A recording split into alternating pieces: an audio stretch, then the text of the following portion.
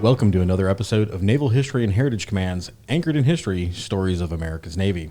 I'm your host, Cliff Davis, and today with me co-hosting is Petty Officer First Class Abigayle Lutz, and our guest in the studio is Dr. Heather Haley, historian of the History Advisory Group here at NHHC. So, Abigayle, would you like to start it off here with some questions, and we'll take it from there? Thanks, Cliff. Before we get into this episode's topic on women's naval history, I'd like to thank Dr. Heather Haley for joining us. So thank you so much for being here. Can you tell us a little bit about your role at NHHC? Sure. Thank you for having me on. This is very exciting. I am a historian with, as Cliff mentioned, with the Naval History and Heritage Command. I received my Ph.D. from Auburn University in history. I also have a certification in public history, and my research interests specifically center on the social movements of the 1970s. So you're going to hear a lot of that today, for better or worse. And then we'll kind of get up into the present as well. And for my position here at the Yard, I am a historian. So I kind of dip my toe in all sorts of histories, whether it's operational. When I first started working here in August of 2022, my supervisor asked me to do a series on Guadalcanal, and I am a social historian. So that was fun. So, but I do also get to, answer questions from the fleet that come to us. So it really does truly broaden my understanding of how the Navy operates. So I tell everyone I love my job. Awesome. Well, it's great that you love your job. And what's your favorite part about your job? Ooh. Favorite part of my job, truly digging into the records that we have here on the Yard. Our archives is in the process of moving, so we're going to open up to civilians here, hopefully within the next 12 months. However, just being able to touch documents that were preserved from the personal papers from Admiral Zumwalt. There were also some letters in there that involved his wife, which I thought was really interesting. So there could be any number of things. So I would say that's probably the part of my job that I love the most, is digging into records. That's really neat. Thank you. And so today we're going to get into some of the women in naval history. So why do you think studying women's history is so important to not only just the Navy, but to the public at large? Because women are such an integral part of the Navy at present. There are currently serving civilian and active duty, and that history is a recent history. Since the existence of the Navy, women have only served for a very short portion of that. And the services, in my opinion, generally try to emulate or reflect the population at large. And so having women's history just even spoken about, discussed, having panel discussions, how can the past inform the present with the same concerns and issues, no matter how small. Yeah, so you kind of talked about how in the Navy, women's history reflects societal, history, things that are going on. Can you kind of speak about how women's experiences in the Navy intersect with broader societal shifts and movements such as feminism and women's rights? Absolutely. One of my research interests is on this very subject, and I'm currently working on a project that discusses essentially the 1970s and the Equal Rights Amendment, hereafter the ERA, in which Zumwalt as CNO, Admiral Zumwalt as CNO at the time, and the other service chiefs also acknowledged the importance of the Equal Rights Amendment, which simply stated that women shall have equal social economic rights as men. That's a condensed version of it.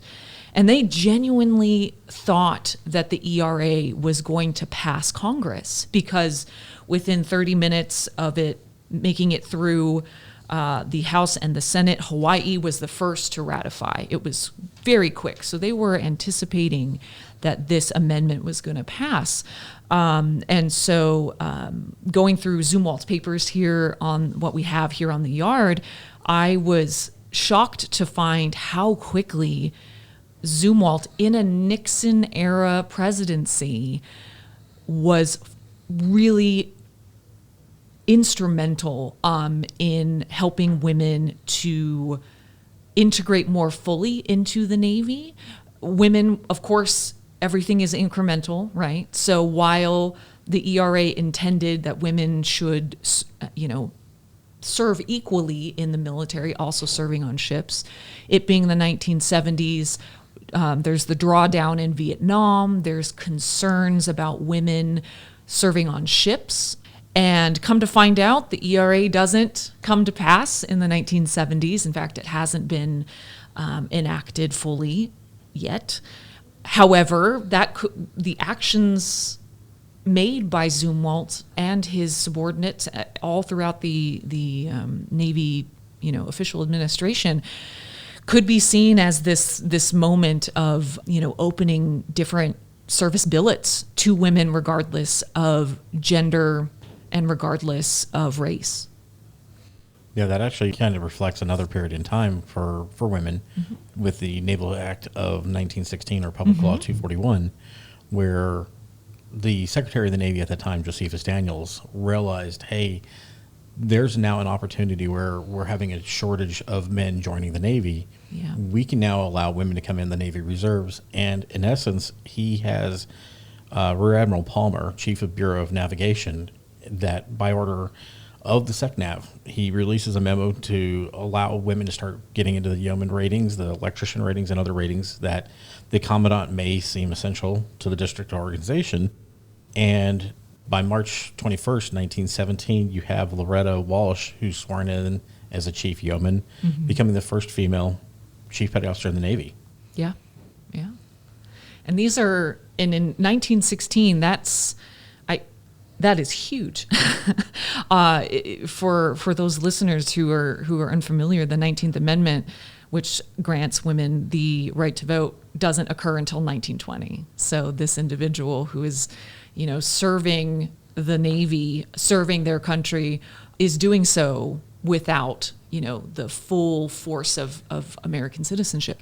And that kind of draws into this idea of women having to demonstrate their, for lack of a better phrase, I don't want to say worth, but in that sense that they are worthy of this position, both in society, in the military, and they can do both. So as you discussed, Petty Officer Lutz, earlier about kind of the intersections of current events, contextualizing current events, the rating Yeoman F in 1916 through 1918 through 1919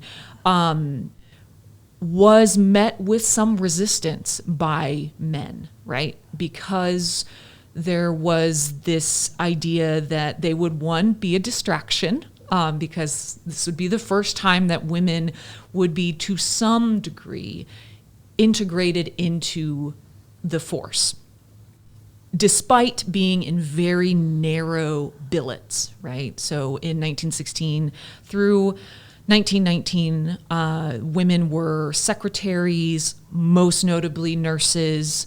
In fact, women had been nurses unofficially in all services since the American Civil War. And even in the American Revolutionary War, very unofficially, women had served as what were called camp followers, involved in washing clothing, mending, treating wounds, and also, just cooking, the basics of survival. But then we get to 1916 in this very integral moment in which there is a shortage of personnel. And I know this is, again, bringing the question you had asked earlier, Cliff, about why study women's history. This is yet again another moment in which the United States is struggling to recruit, whether it's because in 1916 we simply do not have enough Americans, or in today's case, we're trying to find ways and unique ways to recruit. And so one of the ways in which that is done is by recruiting women, by freeing up space for men to serve abroad, to allow women into those either nursing spaces, which in some cases would bring them into spaces abroad, like in Pearl Harbor. These women are demonstrating how they can be of use to the service in much the same way that men would be doing simply by virtue of being men. And so it's a very interesting era to study. In doing all the research for this podcast, one of the things I kind of realized is it's been a roller coaster ride. I would say at best, where you have the Civil War, women are needed, not in time of war, they're not needed. You've got pre-World War I, women are needed. Post-World War I, with the Yeoman Fs, they're said, hey, thank you, you're not needed anymore. And so you have this roller coaster of need, not need, need, not need.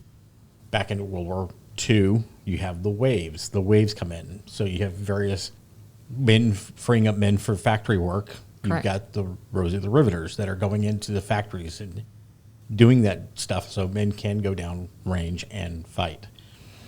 Correct. And speaking to that, much of the work that's been done, at least here with the command, I'm thinking of Dr. Gina Akers' work.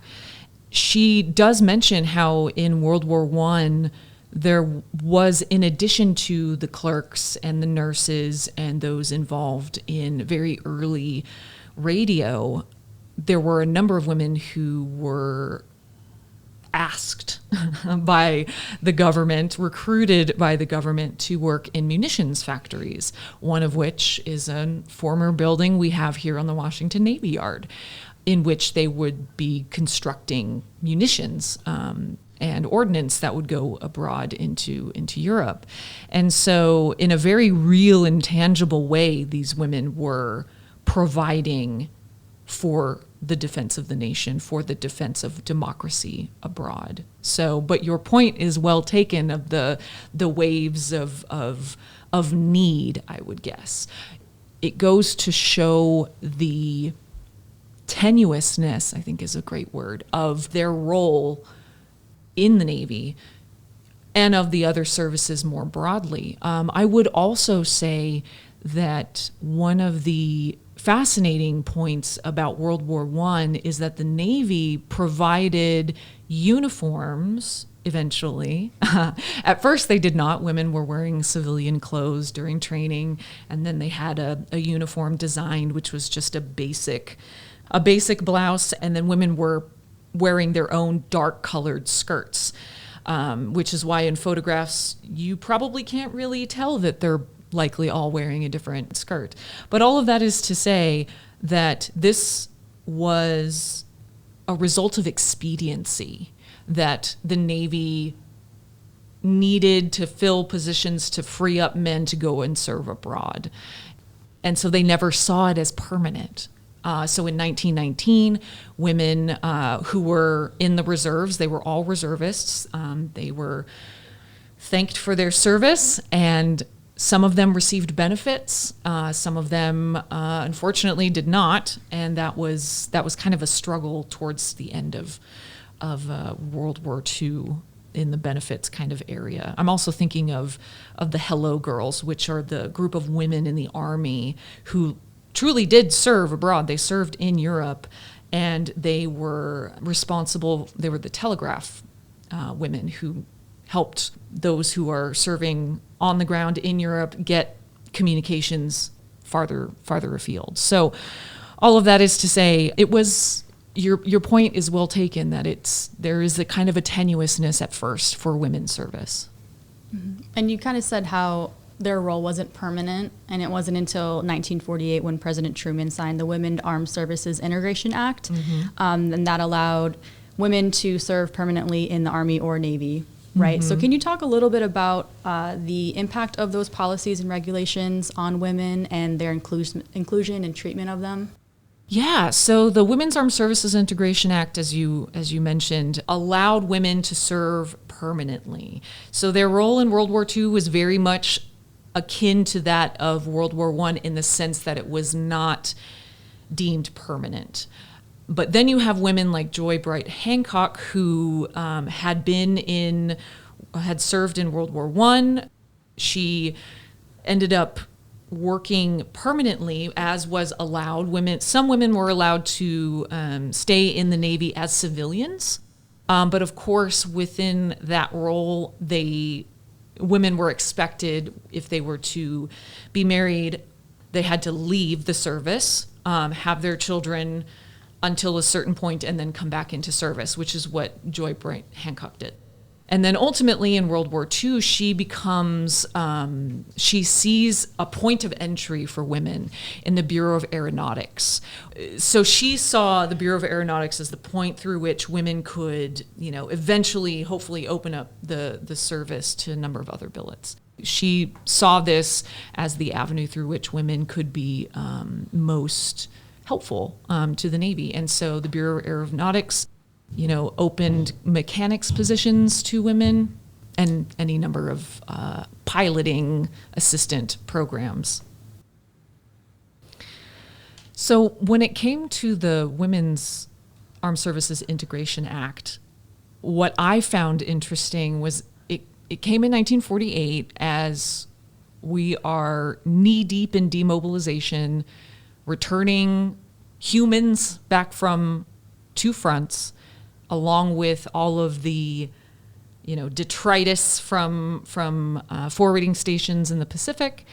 And suddenly, women are allowed to serve in perpetuity, as are men of color, particularly African Americans. Both of those acts came about the same time. And so I found that really interesting because there's also this push to allow, or encourage is a better word, encourage civilians to move out to the suburbs. And we think of the 1950s and the picket fences and the homes and Leave It to Beaver and all of that. So I found that really interesting that an act like that would pass. And come to find out, as we talked about a little bit before, much of that was with the push from Joy Bright Hancock, because she saw the Navy as a career for herself and undoubtedly for any number of other women.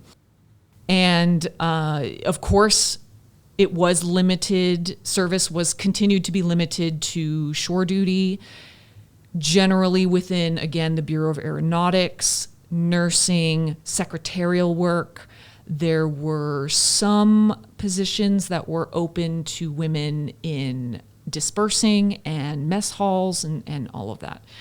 Generally, the billets that were open to women conformed with the kind of social expectations of women in the 1950s, that they were motherly, secretarial, teaching, things of that nature. However, this is the moment that women can serve in all branches of the military, again, in perpetuity, without having to be a reservist. Nice. So you spoke about how those roles or how the careers in the Navy kind of fit with what society expected of women, kind of confined them to that. So when in naval history for women did those roles start to change and those jobs start to change? Yeah, so some could argue it's still happening. However, as we know, we have our first female CNO, and so that's wonderful.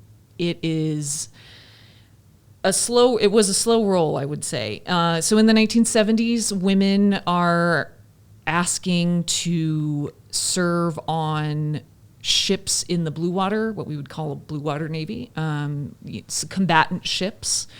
I'm thinking of Iona Owens. She ended up suing the United States Navy so that way she could serve on a ship, not necessarily for, the experience of serving on a combatant ship, but because her billet was limited simply because of her sex, she's as a woman. When in naval history did women's roles or jobs start to change? Well, one could really argue that billets, occupations and roles for women have never really stopped changing, right? But as a historian, as I mentioned, of the Cold War and social movements of the 1970s, I would point to the efforts of Captain Joy Bright Hancock, her advocacy to make women's place in the Navy permanent, specifically right after World War II in the very early months of the Cold War. With the help of women in the other services, she slyly advocated to Admiral Chester Nimitz, who in turn spoke before Congress in a congressional hearing about incorporating women into the force permanently. And without getting into too much detail, that would bore your listeners to death, the Women Armed Services Integration Act, we're going to call it WASIA, we love acronyms in the Navy, came into being in 1948, which made women a permanent presence in the armed forces, all branches of the armed forces. Now, if there's going to be a theme that we talk about today in this podcast, it's going to be incrementalism. That is a word. It's a word. So there were restrictions to WASIA, right? So, of course, women had to be of a certain age. And I also found it super interesting that the age was higher than that of men. So in 1948. So men could enlist at 18. Women had to be 20. And in some instances needed a parent's authorization to do that. And so we can get into conversations about that in a little bit if that's something that intrigues you. So of course they had to, be of a certain age. They had to be unmarried and without dependents. And we'll talk about that, I think, a little bit later on. But women could not serve whatsoever on blue water ships. So they were relegated to shore duties. And it wasn't, as I mentioned, again, until the 1970s when that changed. When we're talking about women's roles in the Navy, there's a tendency to use the wave metaphor as one would for feminism, right? So that there's a lot of social change, there's a lot of policy change in the Navy, and then there's kind of like an ebb, or again, continuing with the metaphor, a doldrum, if you will, and then another wave. And so here is this doldrum after 1948 when it comes to WASIA, right?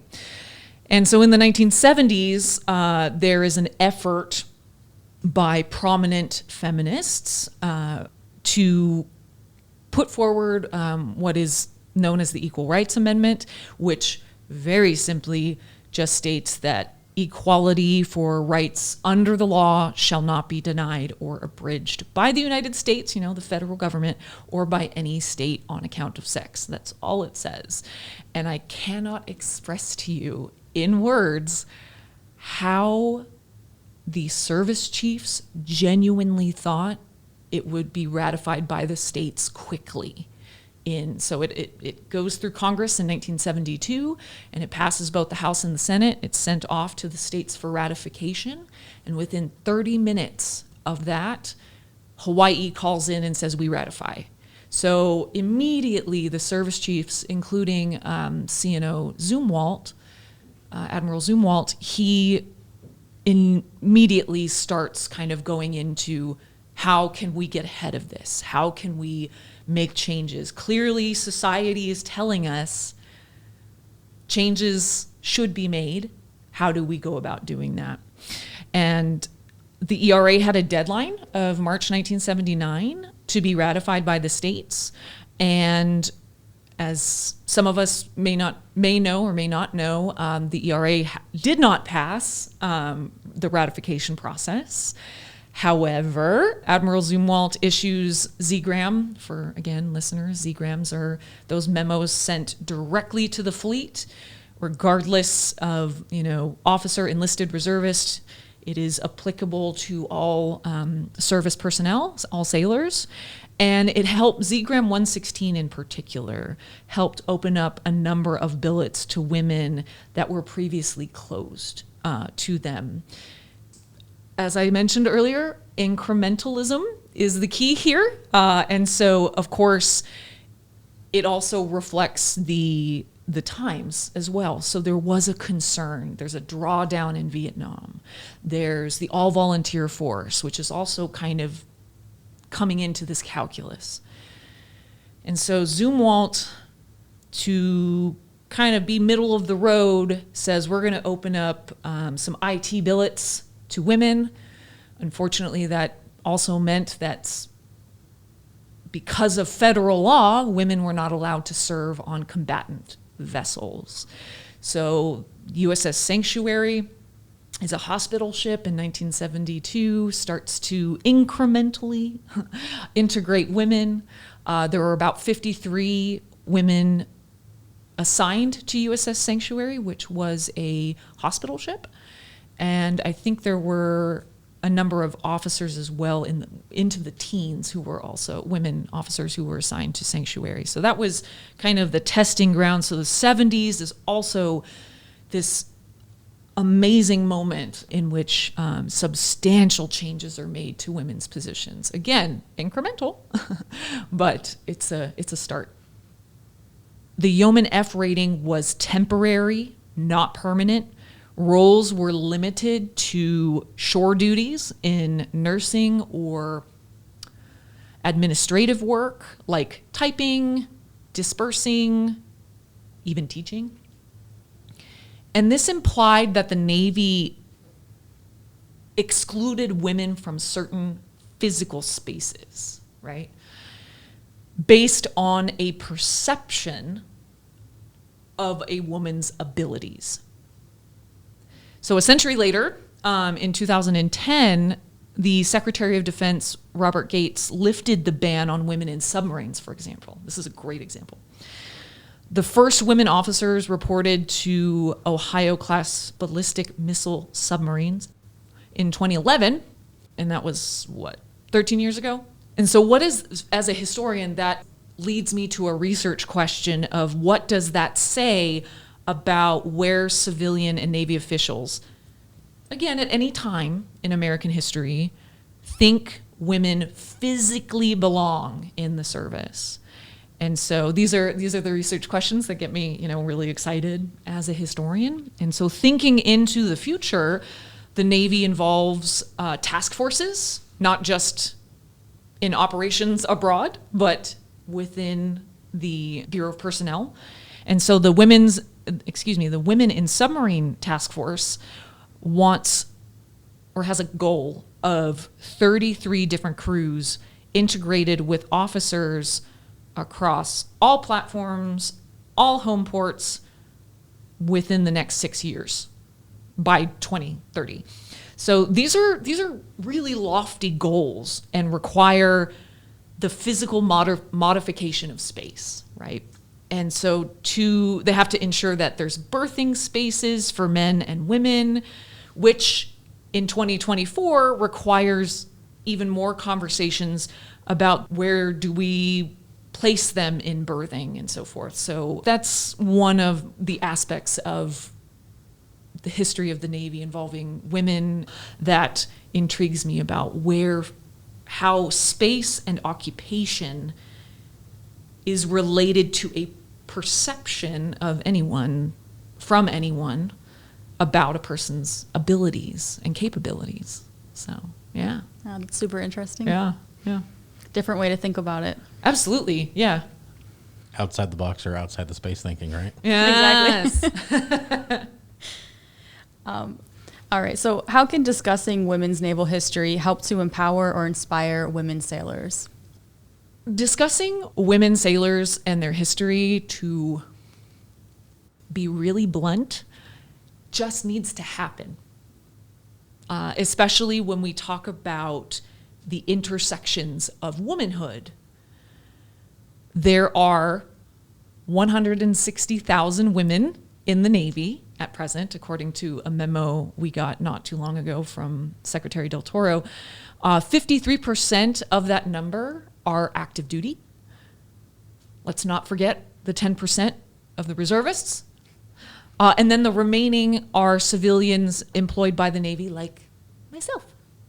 So within those numbers are intersections of race and sexuality, region of origin, and in some cases, national status for those who enlist as a path to American citizenship, which is another aspect that I would love to chat about. There's also class and education, and then, the time that they want to be in service, right? There are some who see sailoring as temporary, wait till my billet is up, while others find this a career, right? So the common denominator among all of that is that these women in the service chose to become involved with the Navy. So as a historian, I want to know why the Navy over the other services. In what era were, again, everything that we've talked about today is, contextualizing the era in which these women are serving. So again, the ebb and the flow, the good and the bad. I want to know as a historian why some enlist when they do. And it is my hope that the history of the Navy, however imperfect, is but one reason that women may find inspiration and empowerment. There's certainly reasons why I, as a historian, gravitate to the 1970s, which you're probably going to be tired of hearing me say, but it's because of the immense cultural, political, and policy shifts, again, incrementally, that benefited women sailors. So I guess lastly, are there any other things that you'd like to add or leave our listeners thinking about? Yeah, historians, active duty sailors, officials, government officials as well, speak often about those foundational women who made great strides to break the glass ceiling, as it were. In June of 2022, for example, Lieutenant Commander Amanda Lee became the first woman pilot in the Blue Angels fighter jet demonstration squadron. In November of last year, Admiral Lisa Franchetti became the 33rd Chief of Naval Operations. And so these are it's still history, but it's very recent. And although again, I say but we have a tendency to use the word trailblazer in these situations. And I'm going to admit on international airwaves that I loathe that word. And it occurs to me today why it kind of just irks me a little bit. And it's because these women did not join the Navy to be the first of X, Y, or Z billet or command. They're women sailors, each with specific talents and occupational interests. And the Navy was the vehicle through which they could make those aspirations come to fruition, right? So if I could leave your listeners, any active duty personnel, take it or leave it from a civilian. For anyone listening, a reservist as well, we won't forget you. Know that your story, and since it's Women's History Month, her story, if you will, it's your own and a truly important one within the larger organization that is within the United States Navy. Well, thank you so much again, Dr. Haley. I really enjoyed and appreciated listening to all the history that you shared with us. Thanks for having me. It was wonderful. Yeah, and to quickly recap more information about women's history, photos, stories, oral histories, that can all be found on our website at history.navy.mil. Thanks for joining us today on this episode of Naval Women's History Month on Anchored in History, Stories of America's Navy.